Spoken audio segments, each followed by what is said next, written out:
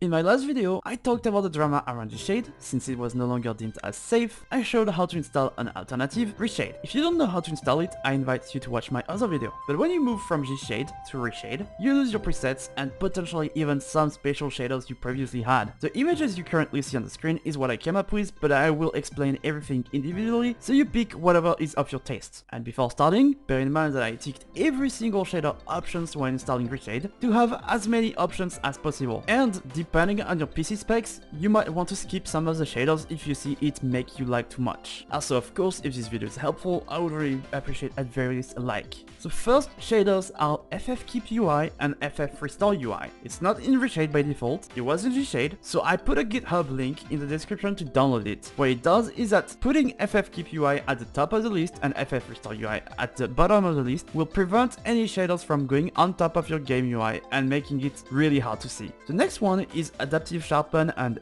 DLC Sharpen. Both paired together makes the game way less blurry, though I lowered my DLC Sharpen to 0.194 to make it slightly less sharp.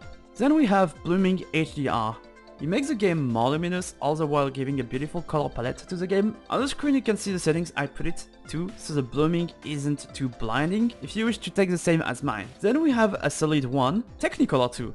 It's an extremely important one. I always use it, it makes the game way more colorful and less bland. Though I lowered the saturation to 0.710 because it felt too saturated for my tastes. The next few ones might be heavy on your machine if you have bad specs, but they are solid and change the whole ambience of the game MXAO, which adds some realistic shadows to the game, making it look so much better. But MXAO by itself didn't feel good enough that I decided to go back to my Gshade shaders folder and I took MXAO underscore 4.0.2 underscore x.fx and MXAO underscore 3.4.fx, which adds to the game MXAO and MXAO FF14, which all three paired together felt like the shadows looked a lot better. Then there is one last thing I use which makes the game look gorgeous, but I would totally get it if you don't like it. It's called SSR and it adds a lot of reflections around the world and it makes it like the floor looks wet, but I really love it anyway. There you go, this is my shader preset I came up with, I hope you will enjoy it.